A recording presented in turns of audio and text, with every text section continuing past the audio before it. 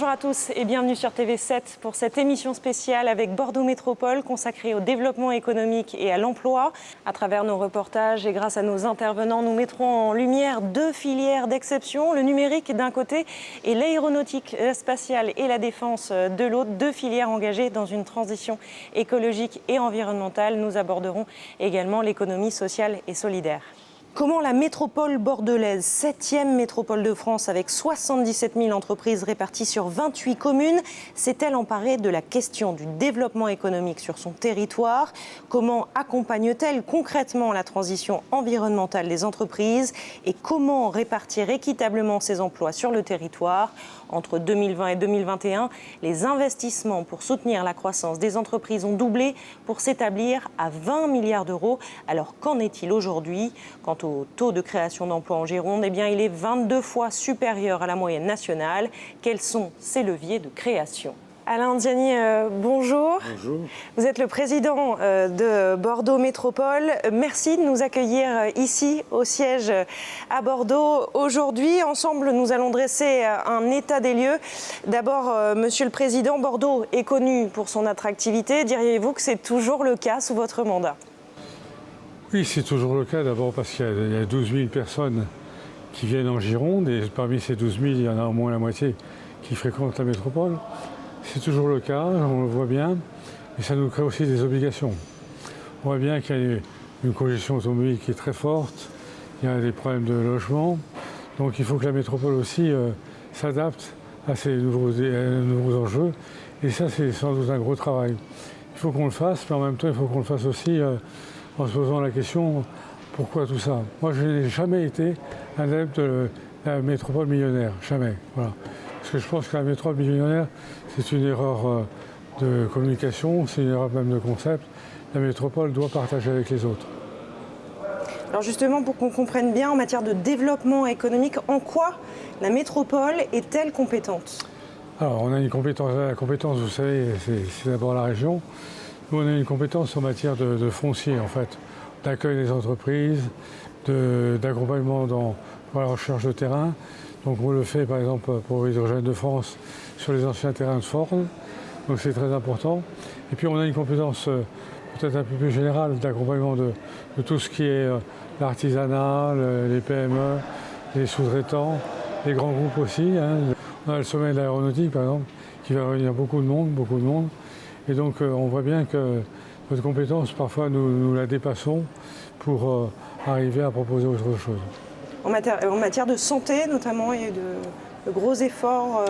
Oui, en matière de santé, on a des enjeux importants, notamment Robert Picquet. Qu'est-ce qu'on fait de Robert Picquet? Voilà. Et donc l'idée aujourd'hui, c'est d'en faire un haut lieu de la santé, sans doute avec d'autres occupations. L'armée gardera une partie, mais ce sera aussi un site qui sera dévoué à la santé. À noter que la santé et la e-santé représentent sur la métropole pas moins de 61 000 emplois publics et privés. Alors revenons au foncier dont vous parliez il y a quelques instants. Quelle est l'action de la métropole en termes d'aménagement du territoire concrètement? Concrètement, c'est ce que je vous disais tout à l'heure. Vous avez une entreprise qui vient, qui veut s'implanter dans la métropole. À nous de lui proposer un terrain, à nous de lui favoriser son implantation et de l'accompagner après. Donc c'est le cas, je l'ai dit tout à l'heure, d'Hydrogène de France à Blanquefort, ça peut être le cas aussi d'autres entreprises un peu partout. Donc ça c'est notre première tâche. Après je pense aussi qu'il faut qu'on réfléchisse à un partage des richesses avec les autres. Et notamment on a une agence qui s'appelle Invest in Bordeaux, et donc j'ai souhaité tout de suite, quand je suis devenu président, qu'elle partage. C'est-à-dire que tout ne soit pas concentré sur Bordeaux. Concentrer sur Bordeaux, c'est concentrer les richesses, c'est aussi concentrer les emmerdements, quoi, si vous me permettez. Et donc il faut qu'on puisse partager avec les autres. Et pour ça, on fait de la coopération territoriale avec les intercommunautés qui nous entourent. Et on travaille très bien avec eux pour qu'eux aussi, ils puissent profiter de la richesse et pas uniquement la métropole. Alors tout au long de cette émission, on va parler filière d'excellence, aéronautique, spatiale, défense, on va aussi parler numérique, on va parler d'économie sociale et solidaire. Qu'est-ce qui vous inspire aujourd'hui? Moi, je suis le maire de Mérignac, donc vous ne me ferez pas dire du mal de l'industrie aéronautique. On a une filière aéronautique aujourd'hui qui est majeure, qui nous apporte beaucoup d'emplois, beaucoup d'attractivité. Alors après, il faut aussi que, c'est mon travail auprès des industriels de l'aéronautique, qui passent à la décarbonation, voilà. Ça c'est sûr. Ils ne peuvent pas en rester aujourd'hui à l'aéronautique d'hier. Mais ils sont tous convaincus. Tous ceux qui viennent dans mon bureau me disent, leur premier mot, c'est Monsieur le Président, on va décarboner. Voilà. Alors je demande quand. Bon, ça c'est un peu plus compliqué. En tout cas, la décarbonation fait partie des enjeux. Moi, je suis un adepte de la Grande Alliance. La Grande Alliance, c'est pour moi, en même temps, le développement économique et la transition écologique. Je crois que les deux peuvent justement se combiner et que même le développement économique peut servir la transition écologique. Et c'est ce que nous allons voir tout au long de cette émission. Merci, Monsieur le Président, pour cet état des lieux. Alors justement, comment Bordeaux Métropole prend-elle une part active dans le développement de l'économie du territoire? C'est ce que l'on va voir dans quelques instants en compagnie de Stéphane Delpera, vice-président de Bordeaux Métropole en charge du développement économique et de l'emploi. Avec lui, nous parlerons emploi avec un grand E et filière d'excellence engagée dans la transition écologique. Parmi elles, la filière aéronautique, spatiale et défense qui représente 20 000 emplois sur la métropole.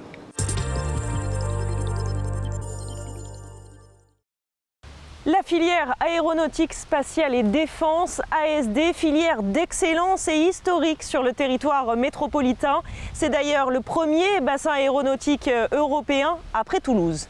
Les acteurs de ce secteur sont soutenus dans leur développement par la métropole via sa technopole Bordeaux Techno-Ouest et via l'opération d'intérêt métropolitain, l'OIM Bordeaux Aéroparc. Et l'aéroparc qui concentre à lui seul 12 700 emplois sur les 20 000 que compte la filière dans le département de la Gironde. Stéphane Delpera, bonjour. Bonjour. Merci beaucoup de nous recevoir ici sur votre commune à Saint-Médard-en-Jalles. Alors on est au beau milieu du parc de l'ingénieur, c'est-à-dire à quelques mètres à peine du site d'Ariane Group. Absolument. Et justement, ça tombe bien puisque c'est cette filière qui nous intéresse. Que représente-t-elle sur la métropole, cette filière ASD ? C'est plus de 20 000 emplois, mais en augmentation régulière. Il y a eu à peu près 6 000 emplois dans la période précédente. Les 5 ans qui viennent, il y en aura 1 000 cette année. On en prévoit 10 000 au total. C'est une filière qui recrute énormément. C'est une des rares filières françaises qui exporte, qui réussit à l'exportation. C'est un chiffre d'affaires de plus de 2 milliards d'euros et là encore en progression constante, que ce soit les investissements de Safran, Thales, Dassault prochainement. Donc voilà, ça n'arrête pas. Donc on est très content de les avoir parmi nous. Puis Ariane, qui va lancer bientôt Ariane 6, qui est déjà un succès commercial puisqu'ils ont plus de commandes sur Ariane 6 qu'ils n'en ont eu pendant des années sur Ariane 5, avec notamment la commande Amazon, donc ça marche bien.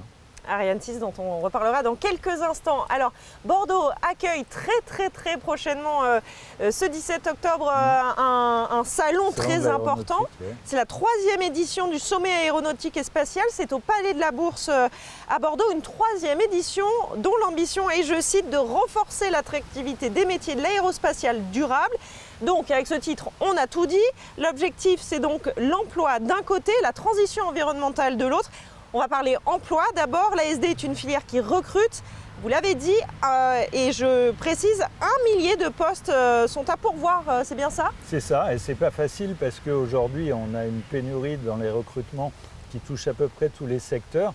Et nous, on a une filière aéronautique ici au lycée professionnel. On vient d'ouvrir une école d'ingénieurs à Saint-Jean-d'Illac, donc il y a un vrai enjeu de formation, mais qui est lié aux questions de décarbonation de cette industrie et de transition écologique, parce que les jeunes ingénieurs ne veulent travailler que dans des industries qui protègent l'environnement ou qui en tout cas font tous les efforts nécessaires pour que leur secteur émette moins de gaz à effet de serre. Donc c'est les deux enjeux en même temps. Si on décarbone l'industrie, par exemple, on a mis autour de la table la base aérienne, l'aéroport, Sabena, Airbus, Ariane, Dassault, Thales, qui vont faire ensemble un réseau de chaleur. C'est 17 000 tonnes CO2 économisées par an, donc c'est énorme. Et puis il y a toute la filière qui travaille pour décarboner ces process, mais aussi les avions de demain avec l'hydrogène notamment. Vous devancez mes questions, mais dites-moi, en termes de formation, il y a eu beaucoup d'efforts. Est-ce que vous pourriez nous en dire 2 mots ? L'enjeu de la région, c'est que nous étions en retard en termes d'écoles d'ingénieurs, notamment par rapport à Lyon ou Toulouse. Donc avec la région, on travaille beaucoup. Depuis ces dernières années, on a installé 6 écoles d'ingénieurs, c'est important. Mais malgré tout, il nous manque un certain nombre de grandes écoles qui ne sont pas encore venues en Aquitaine. Donc ça reste une petite difficulté. Mais malgré tout, nos entreprises sont très attractives, c'est-à-dire que Ariane Group ou Dassault, ils ont des difficultés à recruter, c'est vrai, mais ça reste relatif. C'est quand même des grands groupes qui ont une image de marque qui leur permet d'attirer beaucoup de jeunes techniciens, ingénieurs, ouvriers. Alors, vous venez de le dire, la filière est déjà très engagée dans son verdissement. C'est notamment le cas de l'aéroport de Bordeaux à travers sa flotte et ses équipements. Je vous propose d'écouter tout de suite son directeur, Simon Dréchel. Ressource 27 et qui va modifier ce modèle de l'aéroport. Ça veut dire quoi? Ça veut dire décarboner nos services. Aujourd'hui, on accueille des compagnies aériennes, on doit décarboner tous leurs services au sol. Tout l'équipement au sol va être électrifié. L'aéroport va fournir de l'électricité pour ce type de service. Ça veut dire aussi améliorer la qualité d'accueil des passagers. On se trouve ici dans un hall haute qualité environnementale qui a été inauguré récemment. C'est le standard qu'on veut atteindre à Bordeaux, une bonne qualité d'accueil de nos passagers lorsqu'ils attendent un avion et des boutiques au bon endroit, par exemple. Donc, une modification bâtimentaire de l'aéroport. Transformer le modèle, ça veut aussi dire produire de l'énergie. On veut être un hub de production d'énergie à l'aéroport de Bordeaux et donc fournir de l'énergie verte, non seulement à nous, puisque 65% de notre énergie sera décarbonée pour la fin du plan stratégique à 5 ans, mais également pour le territoire. Diminuer notre impact sur le territoire, c'est aussi fournir de l'énergie à ce qui nous entoure. Et le volet énergétique, c'est bien sûr, je vous disais, fournir du service aux compagnies aériennes. On pense notamment aux biocarburants, puisqu'on veut fournir des biocarburants et être une vitrine verte de ce type de produits. L'aviation civile représente 2 à 3% des émissions globales au niveau des émissions de CO2. Nous, au niveau de l'aéronautique, nous avons des solutions à la fois pour les cellules et pour les moteurs. Nous avons un alignement des intérêts avec les compagnies aériennes, mais aussi avec la planète. Et donc, à Bordeaux, nous avons des structures, avec notamment le port, l'aéroport, mais également des industriels qui veulent nous accompagner dans des études pour à la fois réfléchir sur la cartographie de ce que pourrait être une filière de SAF, c'est-à-dire de biokérosène, bordelaise ou aquitaine, et qui nous permettrait de fournir du biokérosène à l'aéroport de Bordeaux.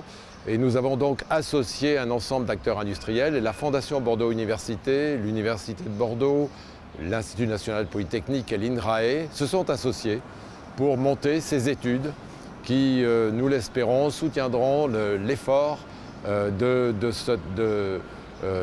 la filière industrielle. Stéphane Delperrin, on vient de le voir avec l'aéroport. Dites-moi comment la métropole accompagne-t-elle la filière en général dans cette transition? On les accompagne d'abord avec des projets que nous avons ensemble, que ce soit Cockpit, Tarmac notamment, qui sont des enjeux pour attirer des startups qui vont travailler dans ces domaines-là. C'est facile de parler de décarbonation, mais il faut avoir des ingénieurs qui sachent le faire.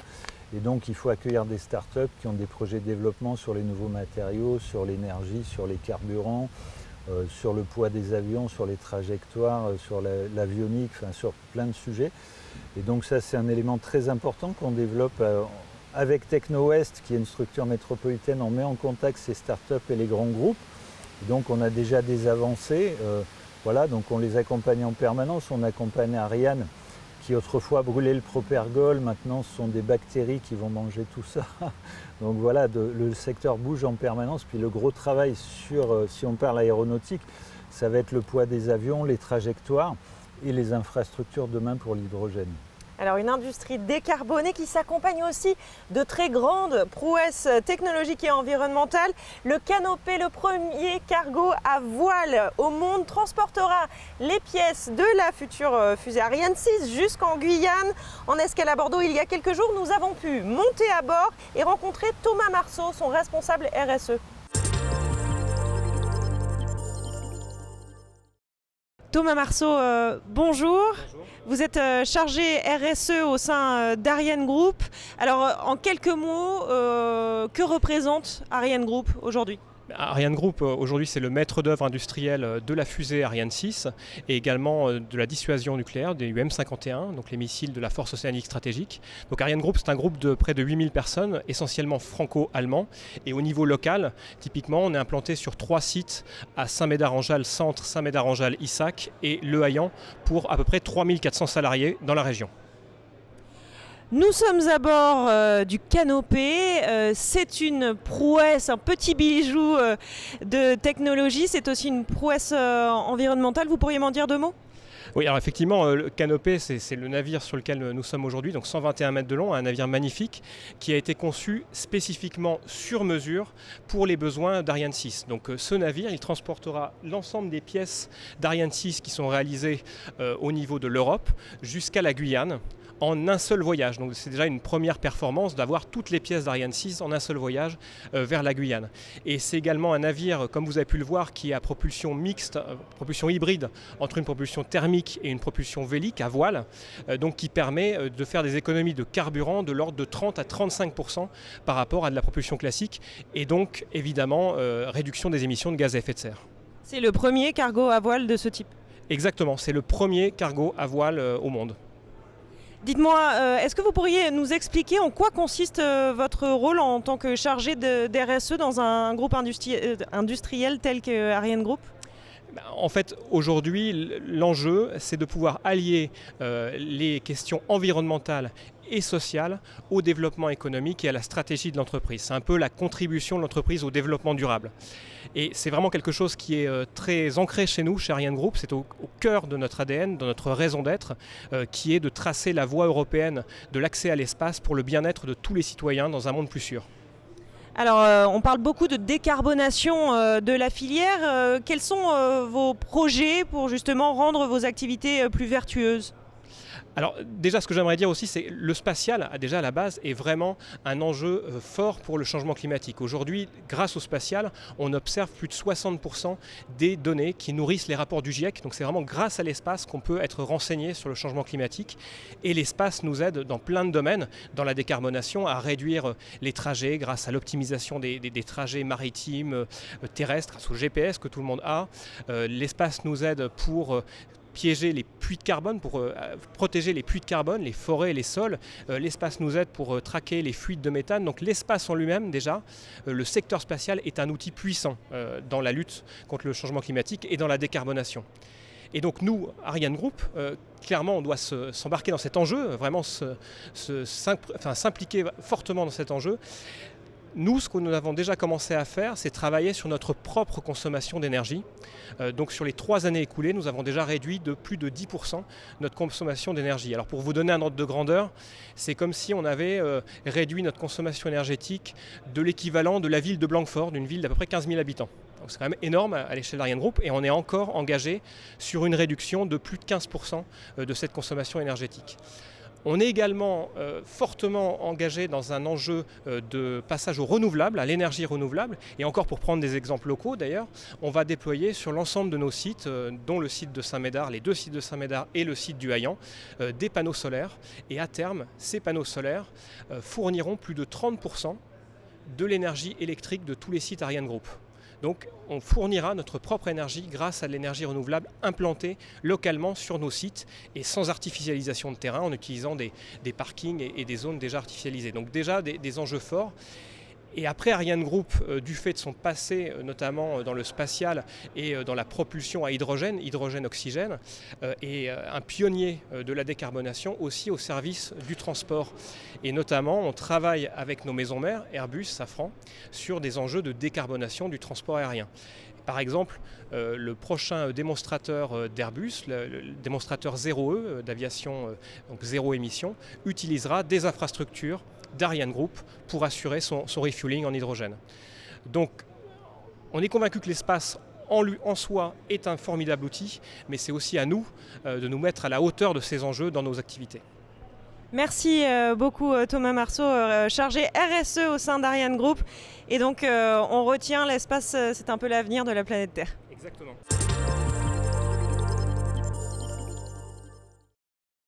Alors Stéphane Delpera, le Canopé, en quoi est-ce représentatif C'est magnifique, d'abord c'est un bateau exceptionnel. C'est la première fois qu'on a un bateau industriel qui mixte le thermique, le moteur et la voile, et ça fait économiser tout de suite 30% de carburant, puis avec les réglages au fur et à mesure on espère plus.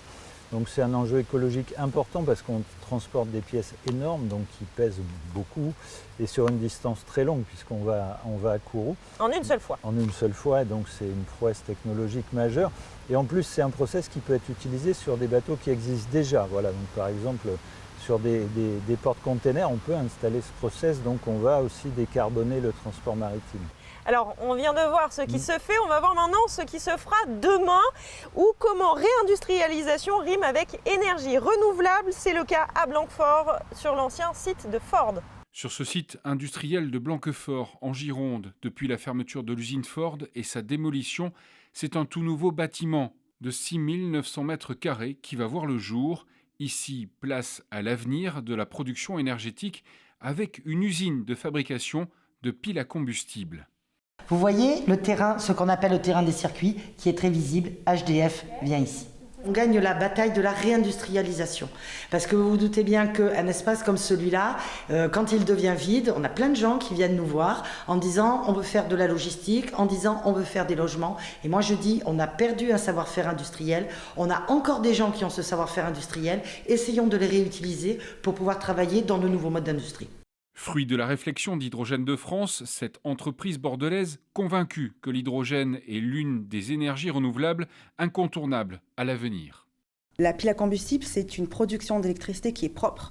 Donc le seul résidu, à part l'électricité, c'est de l'eau. Donc l'hydrogène au contact de l'air, avec l'oxygène qui est à l'intérieur de l'air, va produire de l'électricité lorsqu'on en a besoin pour différents marchés. Là, on va pouvoir finalement éviter les émissions de gaz à effet de serre et puis la pollution au niveau des villes. Donc c'est vraiment une nouveauté pour Bordeaux Métropole d'avoir une technologie qui soit 100% verte et produite sur son territoire. Mise en route de l'usine de Blanquefort prévue en 2024, Bordeaux Métropole, de son côté, espère pouvoir aussi utiliser cette énergie pour décarboner le transport fluvial, notamment les bateaux cubes qui relient les deux rives de la Garonne. Alors, à la lumière de ce qu'on vient de voir, Stéphane Delpera, expliquez-nous quel est le rôle de la métropole autour de cette énergie propre, l'hydrogène. C'est une filière d'avenir. On sait que demain, l'hydrogène va prendre une place importante dans le processus de décarbonation de l'industrie, du transport. Donc on a HDF qui va s'installer sur le terrain des circuits qui appartient à Bordeaux Métropole, qu'on accompagne depuis le début. Là on est sur de la batterie grosse capacité pour des navires. Et puis on espère qu'à partir de là on pourra développer l'ensemble de la filière. On ouvre sur l'OIM Rive Droite, donc une filière dédiée à cette énergie aussi avec le grand port maritime de Bordeaux. Donc on y croit beaucoup. On a gelé tous les terrains autour de l'aéroport pour préparer demain l'avion hydrogène, donc c'est une filière dont on s'occupe et à laquelle on croit parce que ça sera sans doute mieux que ce qui existe aujourd'hui avec le véhicule électrique. Merci beaucoup Stéphane Delpera de nous avoir accueillis ici à Saint-Médard-en-Jalles. Alors on va s'intéresser maintenant à l'autre filière d'excellence en transition vers une industrie numérique responsable. On en discute tout de suite en compagnie de mes invités depuis la Cité numérique de Bègles. A tout de suite. Si nous avons décidé de vous donner rendez-vous ici à la Cité numérique de Bègles, c'est parce que ce lieu illustre bel et bien la place prépondérante de la filière numérique dans la métropole. En effet, en quelques années, celle-ci est devenue une localisation de choix pour les industries et entreprises du secteur grâce notamment à sa position géographique stratégique sur le continent. Preuve de cette bonne santé économique, la filière digitale présente une croissance annuelle de près de 15% sur notre territoire, une filière à fort potentiel d'innovation. À mes côtés, pour en parler aujourd'hui, Delphine Jamet, conseillère métropolitaine en charge du numérique, et Pierre Forest, administrateur de SoGames, c'est l'association des professionnels du jeu vidéo en Nouvelle-Aquitaine. Vous êtes en charge notamment de la sobriété numérique. Bonjour à tous les deux, merci beaucoup de répondre à mes questions. Alors d'abord, Delphine Jamet, pour commencer et pour poser le décor, que pèse la filière du numérique sur notre territoire ? La filière du numérique sur le territoire de Bordeaux Métropole pèse énormément. Elle a une croissance de plus de 14% par an et on attire beaucoup de talents, on attire beaucoup d'entreprises, que ce soit dans le jeu vidéo, mais aussi dans la cybersécurité. On a vraiment une variété d'entreprises avec aussi la French Tech qui accompagne toutes ces entreprises du numérique naissantes, on va dire. Donc c'est quelque chose d'important sur le territoire. On a des grosses entreprises et des entreprises de talent. Alors par exemple sur la cybersécurité, sécurité, on a une pépite française qui est Tetris, qui se retrouve à Pessac, mais on va voir aussi dans le domaine du jeu vidéo, on va avoir Asobo, on va avoir Shiro Games, mais Ubisoft, comme on va le voir tout à l'heure. Et on a la chance qu'ils se soient organisés en cluster et en association avec So Games. Alors justement, Pierre Forest, vous êtes administrateur de So Games. Expliquez-nous quelles sont vos activités. Le but, c'est de représenter en Nouvelle-Aquitaine la filière. C'est une région qui est très vaste, donc les entreprises qui viennent d'être citées, elles sont situées sur Bordeaux. Mais il y a également beaucoup d'entreprises, au moins une trentaine de studios sur Angoulême. Il y a la première et unique école privée de jeux vidéo, l'Engmin, sur Angoulême. Il y a même des studios de renommée qui vont jusqu'à La Rochelle, avec des acteurs comme Tower 5 par exemple. Donc on représente cet écosystème, on favorise les événements locaux à travers moult événements. Je crois que vous en avez relayé pas mal sur votre chaîne. Et puis on a un certain nombre de grands axes, et notamment la sobriété numérique, parce qu'il y a beaucoup de fantasmes autour de la façon dont le jeu vidéo à la fois émet des gaz à effet de serre, utilise les ressources et pollue. Quand je dis fantasme, c'est qu'en fait il y a beaucoup de difficultés à avoir une analyse assez fine de tout ça, à la fois une analyse et à la fois des solutions. Et donc on s'organise pour faire en sorte que la filière se dote d'outils spécifiques, parce que, encore une fois, c'est une activité qui nous est propre et qui est également très internationale et qui demande d'avoir des facteurs d'impact, par exemple, au niveau international. Alors si on brèche les fantasmes, justement, en quoi cette industrie est-elle polluante ou ne l'est pas ? Alors, il y a beaucoup d'aspects différents. En fait, on parle souvent de crise climatique et d'émissions de gaz à effet de serre, mais la réalité, c'est que oui, le jeu vidéo émet des gaz à effet de serre, mais il utilise aussi beaucoup de ressources, notamment à travers l'obsolescence très rapide des terminaux. Pas seulement d'ailleurs, les serveurs et également la partie réseau. Donc il y a une grosse consommation de ressources, des choses aussi triviales que l'eau. Pour fabriquer des cartes à puces, on a vu avec les dernières crises à Taïwan que l'eau est un facteur clé, et que si on n'a pas d'eau, eh bien, des pays comme Taïwan qui produisent la grande majorité de ces puces doivent faire des choix entre l'agriculture ou la production de puces par exemple. Donc c'est très concret ça.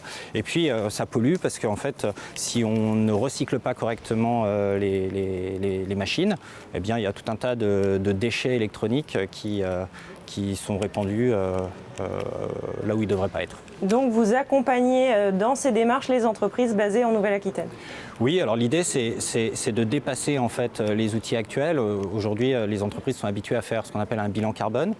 Le problème du bilan carbone tel qu'il est présenté aujourd'hui dans la méthode dite ADEME, c'est que, il est très vaste, assez compliqué à prendre en compte. Il y a beaucoup d'aspects de ce bilan carbone qui ne concernent pas proprement parler le jeu vidéo. Je pense à des éléments comme le fret ou la restauration par exemple. Ce ne sont pas des choses qui nous impactent directement, et par contre on ne va pas trouver dedans des analyses fines des matériels qu'on utilise ou de certains réseaux de distribution comme par exemple le cloud gaming et toute la granularité qu'on peut avoir dans le jeu vidéo entre les acteurs très souvent internationaux qui nous rendent service et qui sont des partenaires pour nous.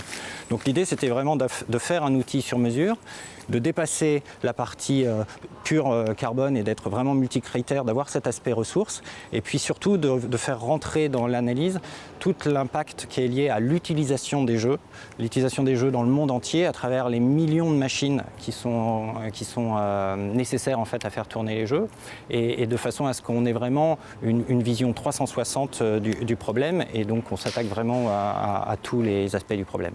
Alors parmi les mastodontes du secteur, s'il faut n'en citer qu'un sur Bordeaux, Ubisoft, le créateur de franchises mondialement connues Assassin's Creed ou encore Rayman et Lapin Crétin, basé à Bordeaux, un chiffre d'affaires de 1,8 milliard d'euros. Il emploie à Bordeaux 426 collaborateurs sur son siège de Bastide. Regardez. Welcome, Hidden One.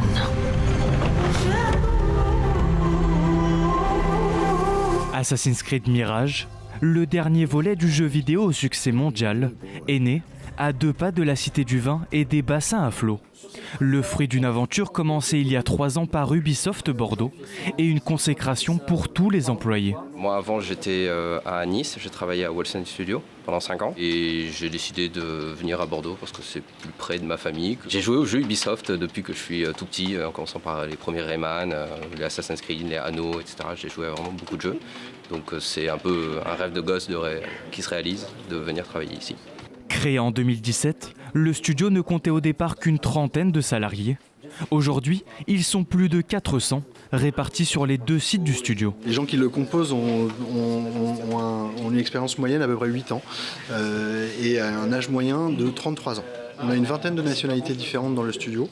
Donc c'est vrai que le jeu vidéo est un média très international et avec une culture qui doit toucher l'ensemble des cultures. Donc c'est très bien de pouvoir accueillir beaucoup d'internationaux dans notre studio. Des talents venus du monde entier qui participent à la croissance de l'entreprise.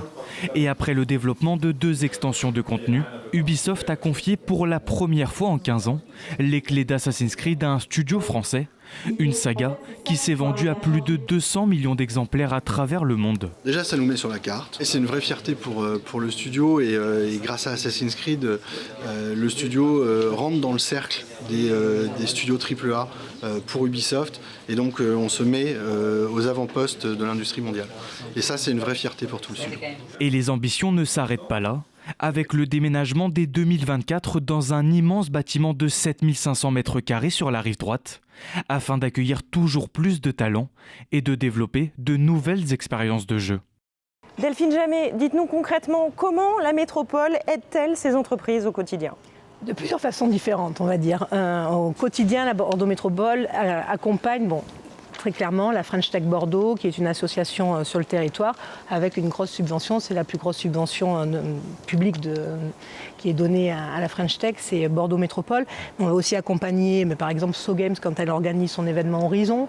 On va accompagner d'autres événements comme ça pour faire connaître la filière. On va accompagner, en termes de développement économique, comment on peut attirer des entreprises sur notre territoire, donc pour leur trouver des locaux, etc. Là, on a un accompagnement comme ça.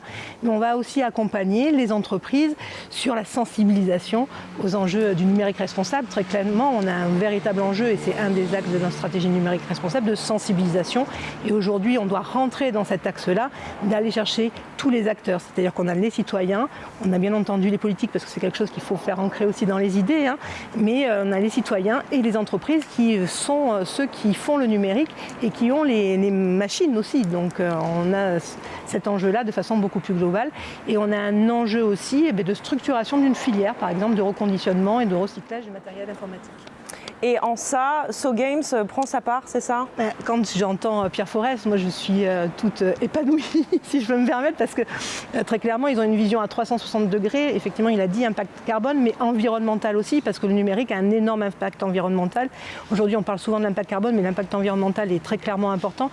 Et cette vision à 360 degrés de l'impact de l'industrie, et puis aussi jusqu'à l'utilisateur final, est vraiment importante. Et effectivement, il faut sortir des clichés qu'on pourrait avoir sur le sujet pour entrer vraiment dans du concret, et leur outil Gyros va permettre ça, et donc pour moi c'est une très grande fierté. Alors Gyros, cet outil de calcul dont vous parliez il y a quelques instants sans le citer, qu'est-ce que ça apporte de plus ? Alors, comme je l'expliquais tout à l'heure, ça donne des outils supplémentaires par rapport à un bilan carbone classique. Ça va très au-delà, en fait, en termes de facteurs d'impact et donc de calcul, de capacité à évaluer certains des composants du cycle d'un jeu vidéo. Ça, c'est une première chose. Mais ce qu'on peut dire aussi, c'est que ça permet aussi de structurer toute la filière. Parce que sans ce type d'outils, en fait, vous avez une situation qui est assez disparate entre les acteurs. Vous avez les gros studios qui ont les moyens de se payer des bilans carbone et de payer des agences qui vont être capables de faire des choses très pointues. Vous avez les petits acteurs qui, eux, n'ont pas ces moyens et ce n'est pas dans leur priorité. Et surtout, vous avez besoin d'harmoniser les méthodes de calcul. Donc en fait, cet outil, il a déjà cette grosse vocation-là. Et puis une deuxième, qui est en agrégeant les données, on commence à avoir des choses beaucoup plus précises sur la réalité de la filière. Je parlais de fantasme tout à l'heure, parce que c'est vrai que le numérique, on est très conscient aujourd'hui que ça émerge permet beaucoup, que ça a un impact important, mais c'est très difficile au sein du numérique avec un grand N de voir combien pèse par exemple le jeu vidéo.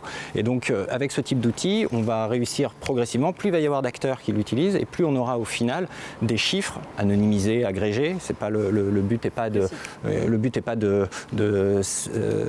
d'identifier les plus gros pollueurs, etc., mais d'avoir une vision à peu près précise et calculée encore une fois sur des bases semblables de toute la filière. Alors Madame Javier, expliquez-nous pourquoi la métropole s'est-elle saisie de ces questions, de cette question numérique, et quels sont les objectifs à court et moyen terme? Il y a plusieurs raisons. D'abord parce que effectivement le numérique a un impact. Aujourd'hui, ça ne se voit pas forcément. Et donc pour le commun, pour tout le monde, on se dit non, c'est bon, c'est pas matériel, donc il n'y a pas peu d'impact, alors qu'il y a vraiment un impact. Et surtout un impact qui est exponentiel. C'est-à-dire qu'aujourd'hui, on a le numérique au niveau mondial, c'est à peu près 4% des émissions de gaz à effet de serre, autant que l'aviation civile. On en parle peu, mais le problème, c'est que ça a vraiment une croissance exponentielle et que d'ici 2040, ça pourrait être vraiment un chiffre vraiment très important. Dans tous les scénarios de l'ADEME, le numérique est le secteur qui va continuer d'augmenter. Donc aujourd'hui, il faut savoir que ça va être quelle augmentation vers laquelle on va pouvoir tendre. Donc ça, c'est le vrai sujet.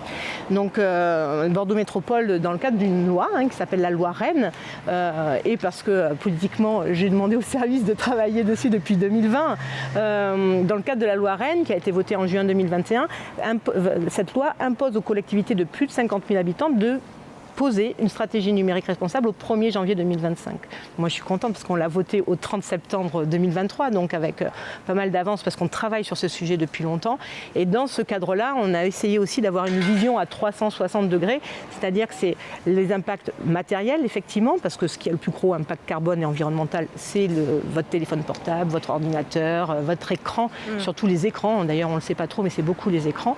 Donc, on a commencé à travailler sur ce sujet, donc sur les appels d'offres, les marchés public, etc. On a aussi commencé par calculer notre propre empreinte carbone au niveau de Bordeaux Métropole.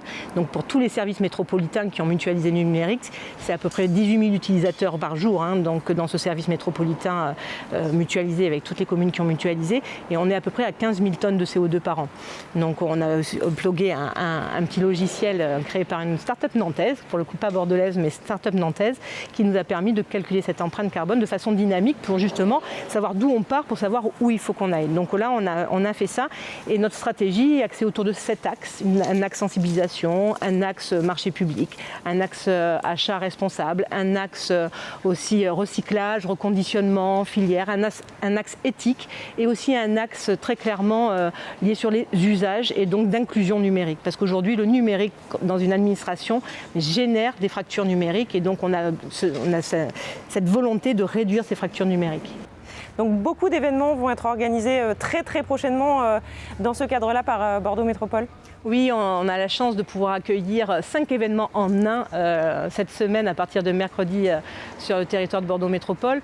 Nous allons notamment accueillir le NEC, numérique commun, organisé par l'État, mais aussi le forum de Eurocities sur la task force sur justement l'inclusion numérique et aussi la coalition des villes pour les droits digitaux. Donc on va avoir plus de 26 villes qui vont être représentées, 26 villes à travers le monde qui vont venir à Bordeaux pour parler des questions d'éthique et de droits digitaux à Bordeaux. Donc on est très très très fiers de pouvoir accueillir cet événement sur Bordeaux Métropole cette semaine.